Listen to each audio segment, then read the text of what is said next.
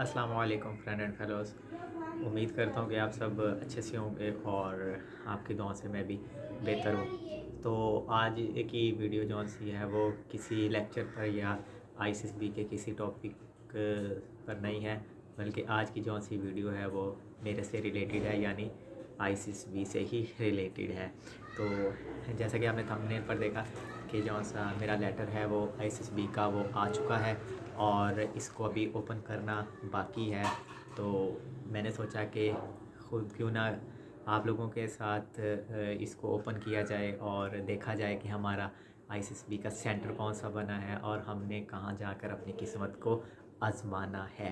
तो लेटर आते ही सबसे पहले हमारे ज़हन में क्यूरियोसिटी ये होती है कि हमारा जो सा सेंटर है वो कौन सा बना होगा।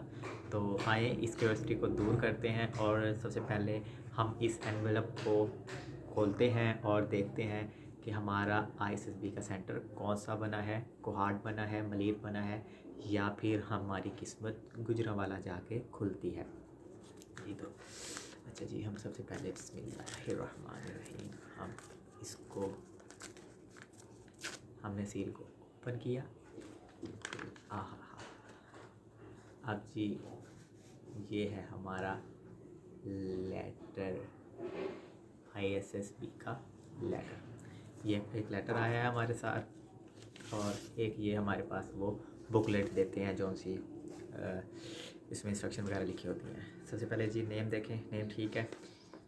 ओहो ओहो ओहो, आईएसएसबी इन हमारा है जी गुजरांवाला छावनी। हमारा सेंटर बना है गुजरांवाला छावनी में और हमारी डेट आई है जी 28 नवंबर। ये हमारी जी डेट आई है 28 नवंबर को। ये अब लेटर है जी, इसके ऊपर तकरीबन पूरी इंस्ट्रक्शन लिखी हैं। हम थोड़ी थोड़ी करके इसको रीड आउट करेंगे। तो हम देखते हैं जी। सबसे पहले इधर आप नेम देखें, नेम ठीक है। फिर उसके बाद ये इंटर सर्विसेज सिलेक्शन बोर्ड है। फिर उसके बाद आपका सेंटर लिखा होता है, डेट लिखी है और इसके बाद ये रिपोर्टिंग टाइम है। जो आपका रिपोर्टिंग टाइम लिखा हो 8 से 9 लिखा है तो वो आपने 8 से 9 के दरमियान ही वहाँ पर रिपोर्ट करना होता है, आपने वहाँ पर जाना होता है। तो कोशिश करें कि अगर आपके कोई अजीज़ कोई रिलेटिव रहते हैं वहाँ पे तो आप एक नाइट पहले चले जाएं, वहाँ पे स्टे करें और डे में विदाउट किसी प्रॉब्लम के आप सुकून से आप टाइम से वहाँ पर पहुँच जाएं। कॉल लेटर लेकर जाना है आपने और ये बुकलेट लेकर आपने लाजमी वहाँ पर जाना है। अगर आपके पास ये बुकलेट नहीं होगा तो आपको 150 या 200 जो सा भी है वो आपको फ़ाइन पे करना होगा। ठीक है जी। उसके बाद कहता है जी, अगर आप मुकर्ररा वक्त और तारीख़ को सिलेक्शन बोर्ड नहीं पहुँचते तो आपको दोबारा बुलाना बोर्ड पर लाजिम नहीं है। मिसाल तौर पर अगर आपकी कोई प्रॉब्लम हो गई है, आप नहीं जा सकते, कोई आपके साथ कोई प्रॉब्लम है, आप नहीं जा सकते आईसीएसबी में, तो आप विद रीज़न प्रूफ रीज़न के साथ आप आईसीएसबी को एप्लीकेशन लिखें, वो आपकी जो सी डेट है वो एक्सटेंड कर देंगे। हाँ कि उस वहाँ तक हो जहाँ तक आपकी रिलेटेड फोर्सेस नेवी आर्मी या एयरफोर्स का जो सा है वो बैच चल रहा हो। अगर नहीं, अगर आप चाहते हैं कि आपकी डेट आगे हो और बैच ख़त्म हो जाए तो आपकी डेट एक्सटेंड नहीं हो सकती। फिर कहते हैं बेशक ना आने की कोई भी वजह हो, उम्मीदवारों की आमद की तस्दीक इनके लवाकिन, उन्होंने ये नंबर दिया हुआ है होता है जी, ये देखें जी, ये रेड लाइन ये नंबर है, इस पे आप लवाकिन जौन से हैं घर वाले हैं वो आप अगर पहुंच गए हैं, खैर खैर से पहुंच गए हैं, वो आप कंफर्म कर सकते हैं। क्योंकि वहाँ पे आईसीएसबी में फ़ोन ले जाने की इजाज़त नहीं होती, वो गेट पे ही आपसे फ़ोन कलेक्ट कर लेते हैं। अब हम 4 बजे की बात कर सकते हैं, मतलब वो सारा प्रोसेस कंप्लीट हो जाता है, चेस्ट नंबर अलॉट हो जाते हैं, आपकी कंफर्मेशन हो जाती है, आ गए हैं आपके पेरेंट्स जो से है वो कॉल करके पूछ सकते हैं। फिर वो उसके बाद कहते हैं जी आपने कोई बिस्तर वगैरह या इस तरह की चीज़ नहीं लेकर जानी, आपको वहाँ पे हॉस्टल की जो सी फैसिलिटी है वो प्रोवाइड की जाएगी। आप उसके साथ साथ आपको खाने की जो सी फैसिलिटी है वो भी आपको प्रोवाइड की जाएगी। उसके बाद कहता है उम्मीदवारों को फारिग औकात में आईसीएसबी की हदूद से बाहर जाने की इजाज़त नहीं होगी।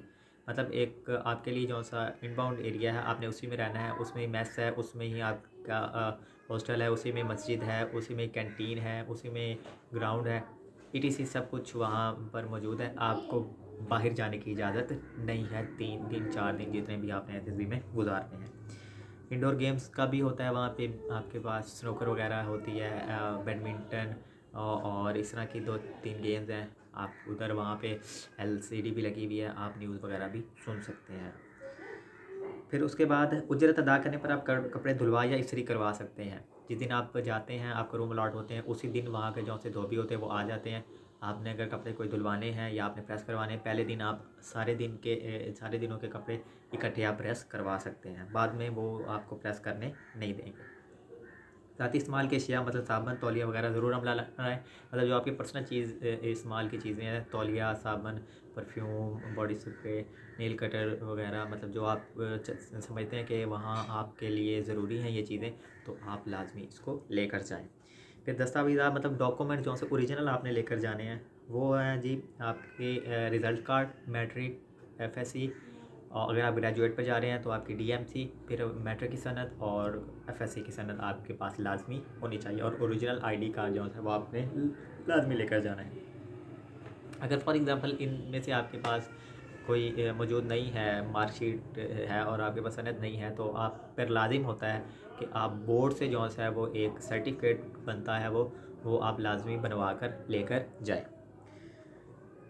अगर आपने होप सर्टिफिकेट पर किया है तो पार्ट 1 की डीएमसी लाना आपके पास ज़रूरी होता है। ये लॉन्ग कोर्स वालों के लिए हमारा जो सा है वो शॉर्ट सर्विस एसएससी है, हमारे पास जो सी वो ग्रेजुएशन की डीएमसी है, वो हमारी चल जाएगी।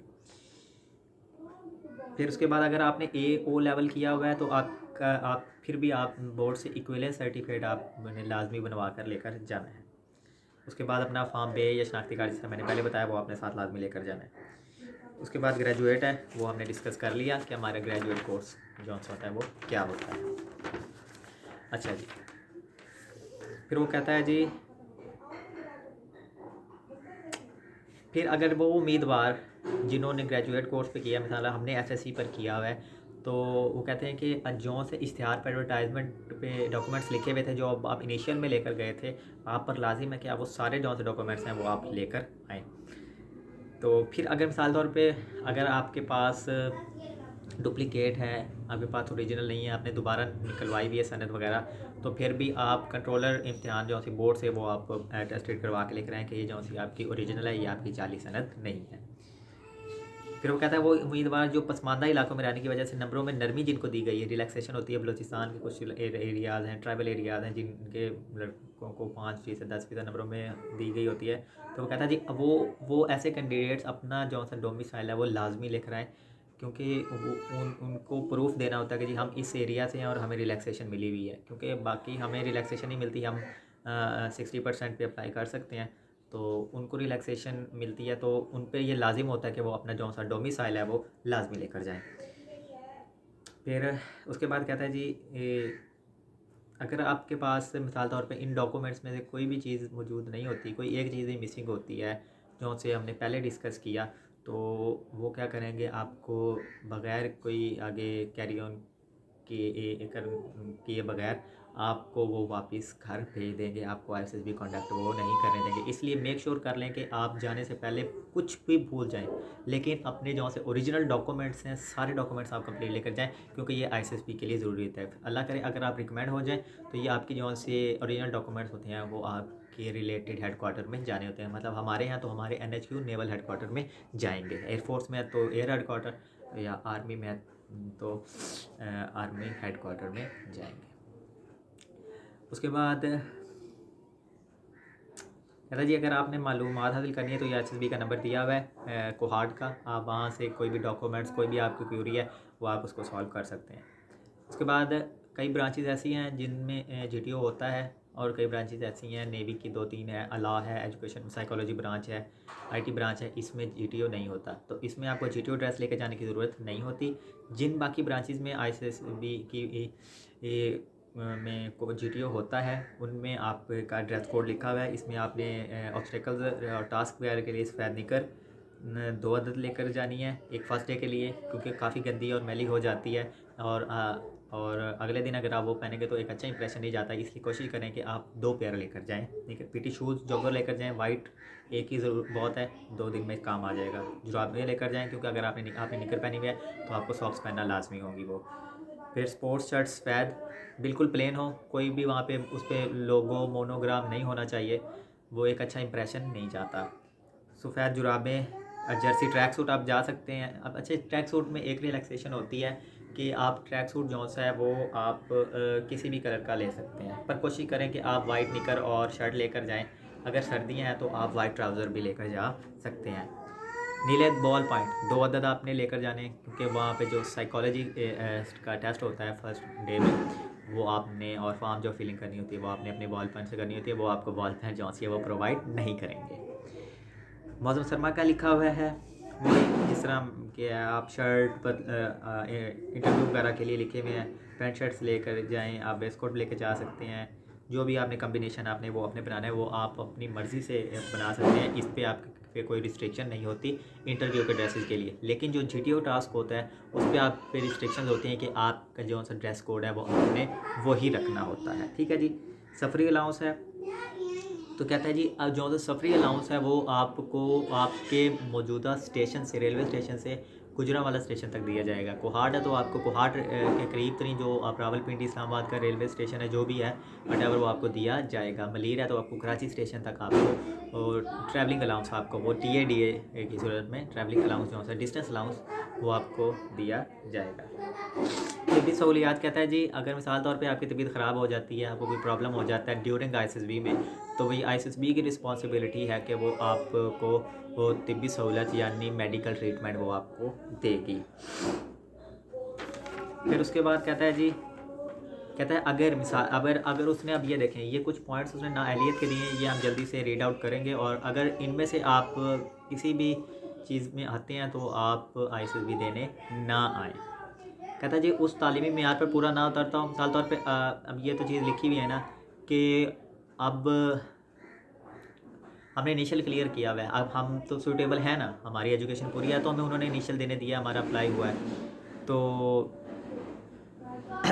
इससे हम ये पॉइंट एप्लीकेबल किसी पर मोस्टली नहीं होता। कहता है जो मेडिकल टेस्ट में फ़िट ना पाए गए हों, मोस्टली फ़िट होते हैं तो आगे आते हैं, जो 2 मरतबा स्क्रीन आउट हुए हों, जो 2 मरतबा बोर्ड से नॉट रिकमेंडेड हुए हों, जो दिफाई फाज कैडेटशिप के दौरान मुस्तफ़ी हो गए हों, और फिर कहता है जी जो सरकारी मुलाजमत से डिसिप्लिन या नैलियत की बिना पर निकाले सरकारी मुलाजमत के लिए नाअहल करार दिए गए हों, जो दिफाई अफवाज डिसिप्लिन या नैलियत के वजूद पर निकाले गए हों। मतलब ये हमारे लिए नहीं आता क्योंकि हमारा तो ताल्लुक़ जो सा है वो फोर्सेस से है ही नहीं रहा, हम पहले जा रहे। रिकमेंडेड उम्मीदवार 1 साल तक किसी कोर्स के लिए SSB का टेस्ट देने के अहल नहीं होंगे। मिसाल तौर पर अगर आपने SSB पहले दिया हुआ है और आप रिकमेंडेड हैं, लो मेरिट होने की वजह से आप नहीं आए, तो फिर उसके बाद ये है कि अगर आप मतलब 1 साल के लिए आप ऑलरेडी रिकमेंडेड हैं और लो मेरिट की वजह से आप SSB में नहीं जा सके, मतलब ज्वाइनिंग नहीं आपकी आ सकी, तो 1 साल तक आप किसी भी फोर्सेस में आप उस रिकमेंडेशन लेटर पे आप कमीशन पे अप्लाई कर सकते हैं और आप ISSB दोबारा नहीं दे सकते। कहते हैं अगर आप पैराग्राफ नंबर 2 में दी गई तारीख से 20 दिन पहले ISSB के टेस्ट और इंटरव्यू दे चुके हैं तो फ़िलहाल आप टेस्ट देने के अहल नहीं है। मतलब आप कम से कम 3 माह या 4 माह का अरसे के अंदर अंदर आप ISSB दोबारा नहीं दे सकते। फिर कहता है जी जो चीज़ें मुतफरिक हैं उसमें लिखा है जी बाल मुनासिब कटवाएँ, अच्छी कटिंग करवा के आएँ, नेल कटिंग करवा के आएँ, हथियार या कोई चीज़ साथ ना लेकर आएँ, ज़्यादा कैश ना लेकर आएँ, कोई ज्वेलरी वगैरह कोई कीमती सामान साथ ना लेकर आएँ, ताकि ये ना हो कि आप बाद में मसला डालें कि जी मेरी फ़लाँ चीज़ चोरी हो गई, फ़लाँ चीज़ चोरी हो गई। ये ISSB के लिए एक बैड इंप्रेशन साबित हो सकता है। मोबाइल फ़ोन जो से वो आपसे गेट पर ले लिए जाएंगे और आखिरी दिन आपको वापस कर दिए जाएंगे। कहता है जी बोर्ड में आमद पर तमाम उम्मीदवारों को तस्वीरें और नादरा की तस्दीक के लिए 105 रुपये अदा करने होंगे, सबको अदा करने होंगे जो नाकाबिले वापसी होंगे, ये तो हमने देने हैं। कहता है जी अगर आप ये वाला किताबचा ये गुम हो जाए तो आप पर लाजिम है कि आपने 150 जो हैं वो आपने 100 देने हैं।